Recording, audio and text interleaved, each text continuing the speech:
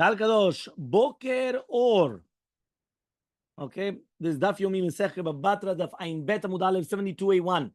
Says the Gemara, Umi matzit mukmat la Rabbi Shimon ke Rabbi Akiva. Can you actually tell me now that Rabbi Shimon goes in the Shita of Rabbi Akiva, that when a person is going to consecrate Ba'in Yafeh, he's going to consecrate, meaning that if he's going to consecrate things, he's going to consecrate with a good eye? Fatanya, we learned in the Braita. Higdish Shlosha Ilanot. If a person is going to come and he's going to consecrate 3 trees. Mimata Asara lebet seah, that you have 10 trees in a karka that you have with 1 bet seah, meaning basically a bet seah is a certain measurement. So you have 10 trees within this measurement. Okay? And that's what's fitting. Hareigdish at a karka.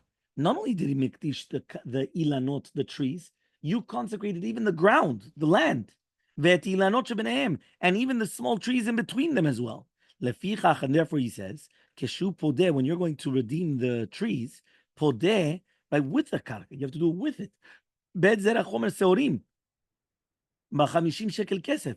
Pachot miken, but if it's going to be less than this, meaning, for example, they're going to be scattered about in less than this size, right, of the bet seah, or yoter al ken, or more than the size of bet seah, or shektisham b'zeh chazer, or you consecrated the trees one after another. You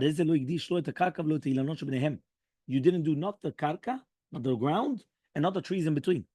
Lefichach, and therefore, keshu podeh, when you're going to come and you're going to, right, redeem it, what are you going to do? He comes and he says, keshu podeh, podeh ta'ilanot b'shov yehen. You're only going to do the actual value of the trees. Okay? Velo od. And not only that, ela afilu igdish ilanot v'chazar v'igdish et karka. Even if a person is going to come and he's going to be magdish, the ilanot. And then afterwards he's going to come and he's going to be magdish, the karka. Yeah? So he has the ilanot and then he has the karka. So it means he's consecrating both, the trees and the ground.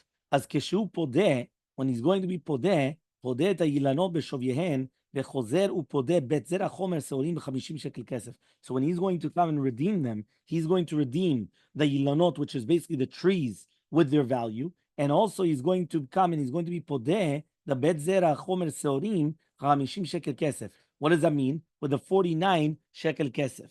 Okay, so he comes now and he says as follows. Yeah, money. So therefore, then who's the Braita?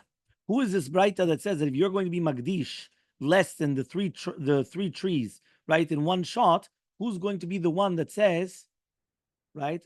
Who's going to be the one that says that you consecrate less than 3 trees at a time? That it's going to be that you didn't do the ground, no land. Who is that? So he says. So let's see. Rabbi Akiva. If you're going to tell me it's Rabbi Akiva, Rabbi Akiva was one that says when you sell with a good eye. So it's obviously not Rabbi Akiva. Yeah. V'chol sheken magdish, and all the more so if you don't sell with a good eye. Kol sheken, when you're going to consecrate, you're not going to consecrate with a good eye. Okay. So he says. Sorry, I'm in Rabbi Akiva. Sorry. I'm in Rabbi Akiva. So if you're going to sell with a good guy, so kal v'chomer, when you're going to consecrate, you're going to consecrate with a good eye. Either banan if it's a rabbi's, so therefore he says you're going to sell with a bad eye. But magdish, you're doing with a good eye. Meaning selling, right? You were basically forced to sell. Right? Why? Nobody wants to sell for no reason. So if they're selling, they need cash, a chef credit, they need something. So fine. So therefore he's selling with a bad eye. But to do a consecrate, whoever told you to consecrate?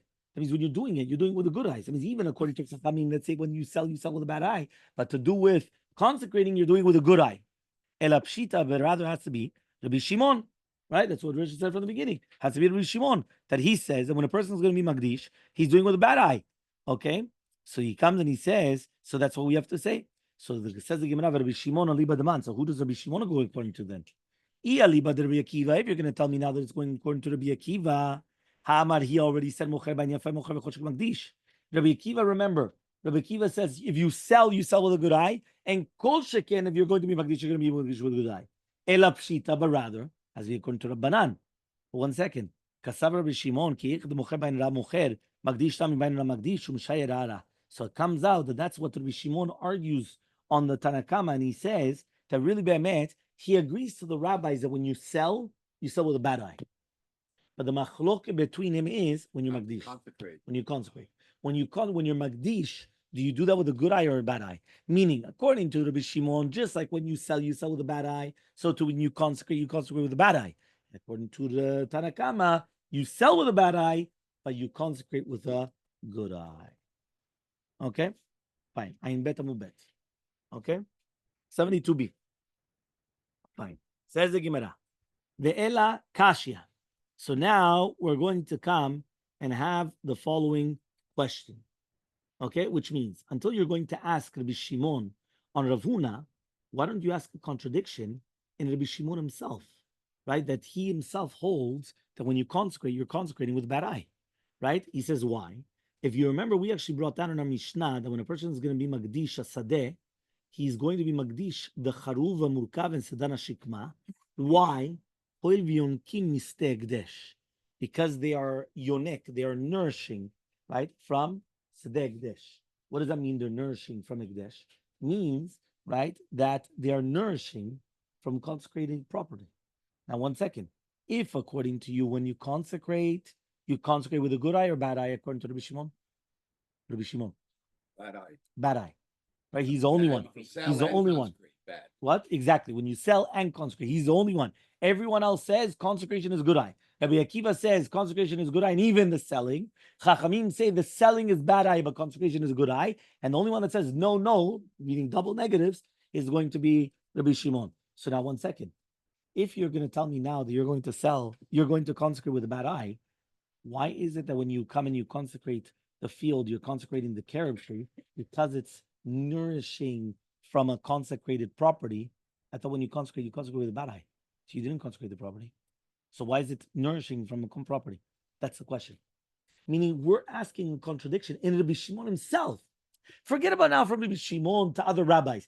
In Rabbi Shimon himself, if you just came and you gave me a rule that Rabbi Shimon comes and he says that you consecrate with a bad eye, why in our Mishnah did it say that when you consecrate the field, you consecrated the charuv, the carob tree, and the sadana shikma, which is the tree that you pruned? Right? Why? Because it's nourishing from the ground of Hekdesh. How does it get ground? Huh? So it cannot be with a bad eye, no? It cannot be with a bad eye. One more time, right? If I come and I'm going to consecrate a field, do I consecrate the land with it or not? So again, it all depends whether you consecrate with a good eye or a bad eye. If you consecrate with a good eye, so the field, right? When you consecrated the field, you're magdish the land with the trees, right? Meaning you have the trees and the land comes with the trees. But if you're going to do it with a bad eye, maybe I give you the trees, but not the land. Yeah, maybe I give you the trees, not the land, or the land, but not the trees. But because it's a bad eye, I'm not giving you with a good eye. So now he comes and he says this. He says, one second. The Mishnah said when you consecrate a field, yeah, magdish sadeh, you consecrated also the carob tree and sadana shikma. Usually we said that you don't consecrate the trees with the field. The reason why is because the trees are important in itself and it's a separate entity. Here we said you do. Why? Because they're taking nourishment from the land.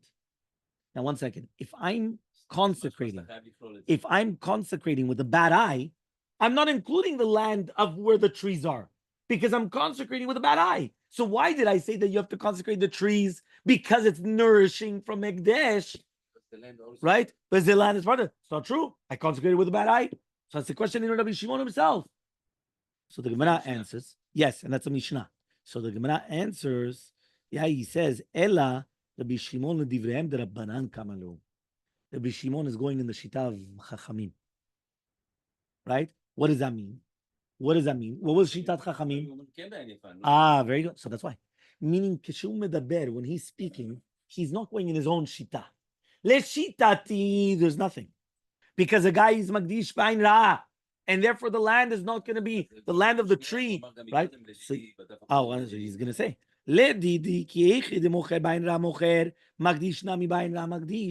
According to me, just like when you sell with a bad eye. When you consecrate with a bad eye. That's according to me. And therefore, so therefore you left over the land of the carob tree and the land of this prune tree. Meaning, according to Shitat Rabbi Shimon, when I come and I consecrate everything except for that which I left over for me. If I left over a tree, I left over the land with the tree because I consecrate with a bad eye. But according to you, ledidchu, according to you, the rabbis, that you're right. When you sell with a bad eye. But when you consecrate with a good eye. So he comes in 1 second. So oduli miha, you guys have to be modeh to me. That it's only going to be the charuv mukav and sedana shikma, because those are the only two ones, right? But not from the. That's what he says. Yeah, for example, bor vegat. For sure, it's not.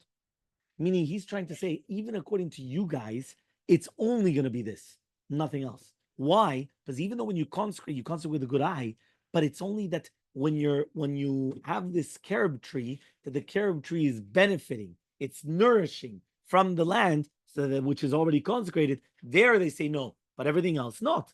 1 second. Rabbanan come and they say lashna. There's no difference. Meaning, according to Shitat Chachamim, the second you consecrate with a good eye, Selam Mishos. Everything is included. Even a bor vegat, that they don't benefit from the ground, because a pit does not take nourishment from anything. You dig a pit, takes nourishment from anything. There's nothing there. You fill the pit with water, but that's it. There's nothing that happens with a pit, right? Or a gat to the wine press, but it doesn't matter. According to the rabbis, there's no difference between one and the other. Ask the Gemara, why do we say here that when a person is going to be consecrating the trees in a steel chuzah, we're talking about Rabbi Shimon? Let's see the seifa. Remember that whenever we're going to analyze, we always have to analyze the former part and the latter part, meaning the reisha and the seifa of what we're talking about. Let's see the seifa. The seifa says,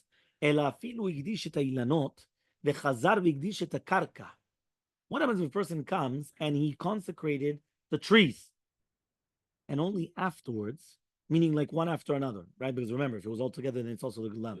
But it was, only the trees, right? And then afterwards, right, he comes and he consecrates the. So says the Gemara, why are you going to tell me now that we're going like Rabbi Shimon? Look at the Sefer. The Sefer says, "Velo not only that, even if you're going to consecrate the trees without the karka, and then afterwards you came and you're magdish the karka keshupo. That when you're going to redeem it, you have to redeem the trees with their value, and then you're going to come and you're going to redeem the karka." Now, if you're going to tell me that it's shitat Rabbi Shimon, lezel batar pidyon, we should go after the time of the pidyon, and do everything together. Meaning, according to shitat Rabbi Shimon, you go after the time of the pidyon. So if you go after the time of the pidyon, right, you go after the same thing, both of them together. Why are you separating it? One more time. We just said that you have to come and you consecrated two different things. You consecrated the trees, and then you came and you consecrated the land. Now, you did it separately. Now, but when you're coming to redeem it, according to the Braita, you also have to redeem it separately. First the trees, and then the land. Shitat Rabbi Shimon is that you do it together. What does that mean you do it together? I come and I look at the trees with the land, and I redeem them together. Obviously, when you're redeeming something together, it's cheaper than when you're redeeming two separate things, right? Separately. That's always it. If you're going to come and you're going to buy something and buy one, get one, or not a buy one, get one. Even I'm going to buy this chair with the pillow or with everything. If it comes in one piece, it's much cheaper than buying. Economies of scale. There you go. Thank you, Richard. Economies of scale. What does that mean? You're always going to come and it's going to get it cheaper the more that it's done, right? Not that you're buying all the separate pieces. So here he says, when you're redeeming it, according to Shitat Rabbi Shimon, redeem it together. So that means obviously our Mishnah is not like Rabbi Shimon. The Tana was learned in a Braita. Imagine right now you come and you take a field, you purchase a field from your father. Vigdisha, you consecrated it. And afterwards the father died. How do we know that it's going to become a stei chuzah, which means that you're going to redeem it with 50 shekalim? Tamulomar comes to teach you, which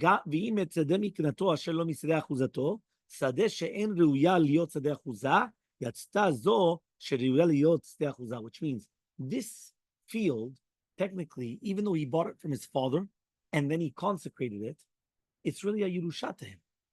At the end of the day, this field is going to become his when the father passes away. So therefore, it's fitting for him to be a sedeh achuzah.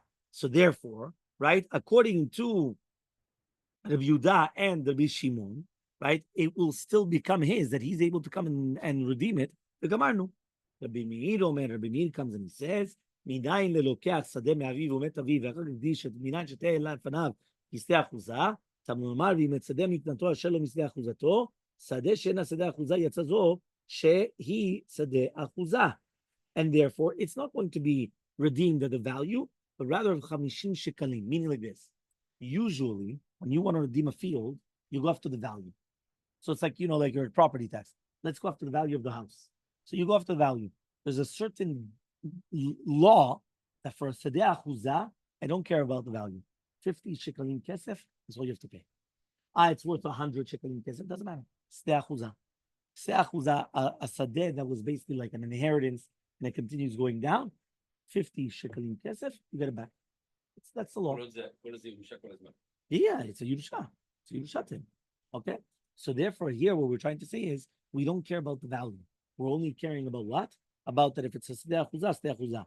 He comes and he says like this: V'ilu Rabbi Yehuda Rabbi Shimon, according to Rabbi Yehuda Rabbi Shimon, afilu echa digdisha ve'achak met aviv v'sedeh achuzah. Even if you consecrated it and then the father died, it's still considered a sedeh achuzah. Menalu. How do they know that?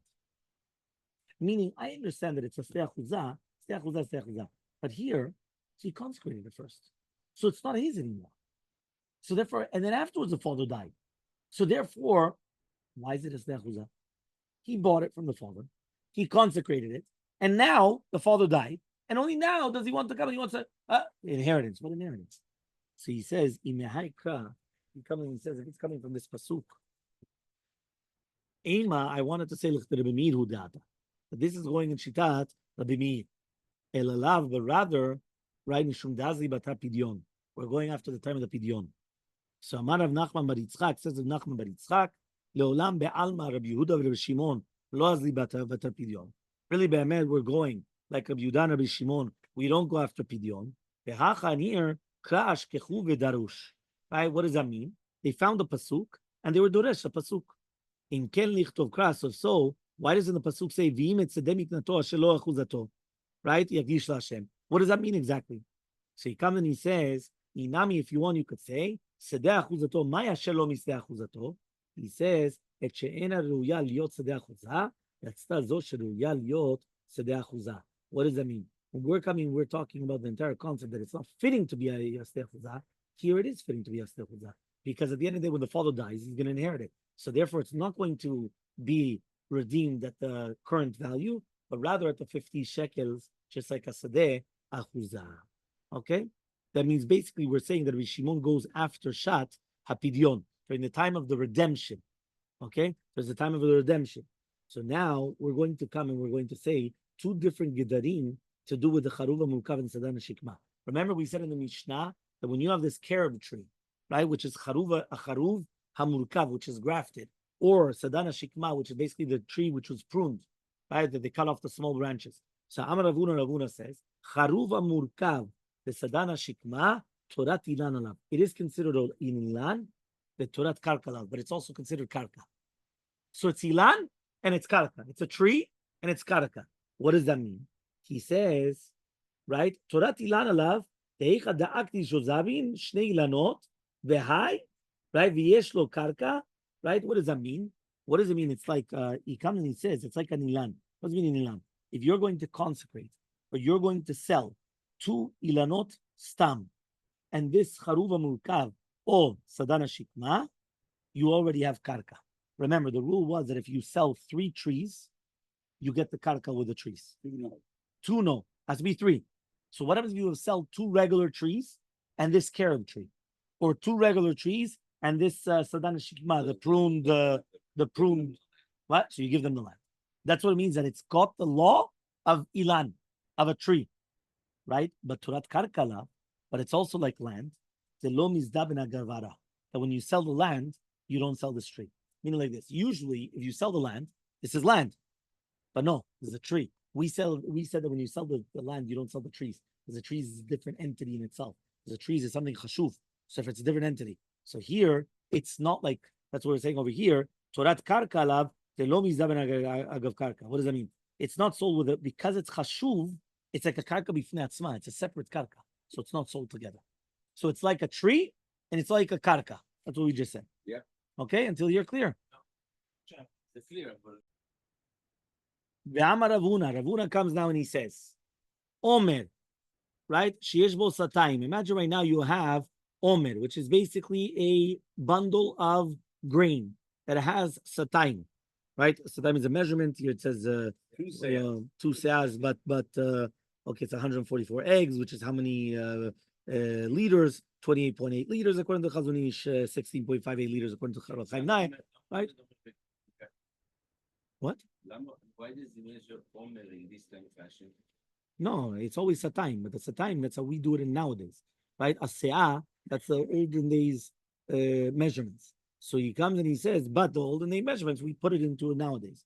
So he comes and he says, if you have this bundle of grain, which has 2 seahs, satayim, which is again, let's say 20 liters or 16 liters, Torat Omer alav. So therefore it's Torat Omer and Torat Gadish. It's also a Gadish. What does that mean? We're going to explain.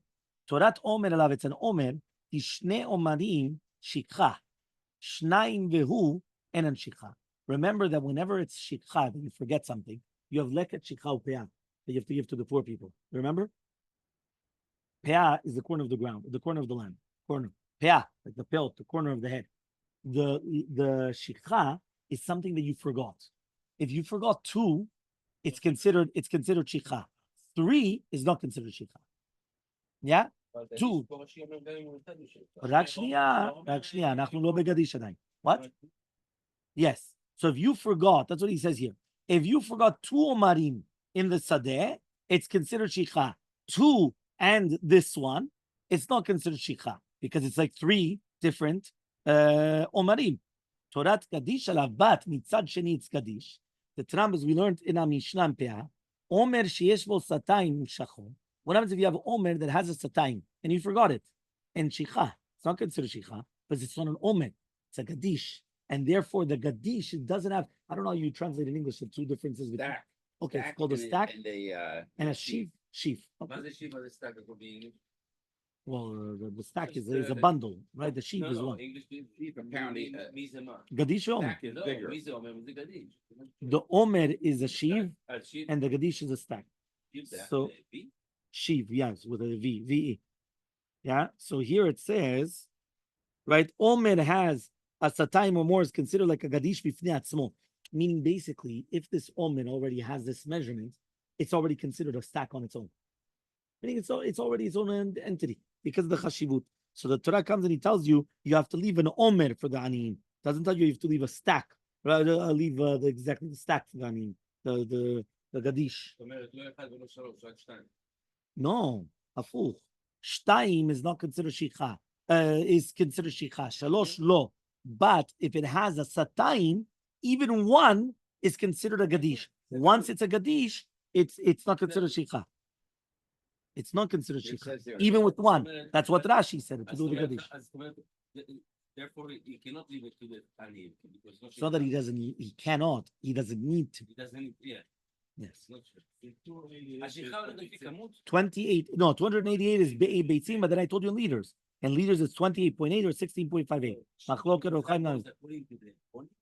Of course, because once a shikha. The sharecropper left too much. The landlord becomes a go pick it up. No, because then it's considered a Gadish. And if it's a Gadish, then yes.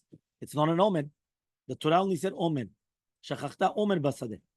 Amar Rabba bar Yochanan Amar el Shakish. Says Rabbi Yochanan name el Shakish. Charuva mulkav v'sadana shikma banu lemachloket Menachem bar Yosef veRabbanan. This Charuva mulkav and sadana shikma is really be'emet going to be a machloket between Menachem bar Yosef and the rabbis. Now, obviously, right? What does that mean? Here, no, one second. We're just going to finish. We're going to finish the perek. Right? It's 3 lines. Right? We're going to just finish the chapter. So he comes and he says, what does that mean exactly? Rabbi Menachem holds that they're not going to be mukdash right with the entire sadeh, because he holds like Shitat Rabbi Shimon, right? That is somebody that's going to be magdish. He's going to be magdish with ayin ra'ah, and therefore he left it over for himself. But the rabbis hold that you're magdish everything. Okay, so says the Gemara. So why don't you just say that this is the machloket then, right? That the Shakish should just say that's a machloket Rabbi Shimon and Rabbanan. Why did he say it's a machloket between Menachem bar Yosef and Rabbanan?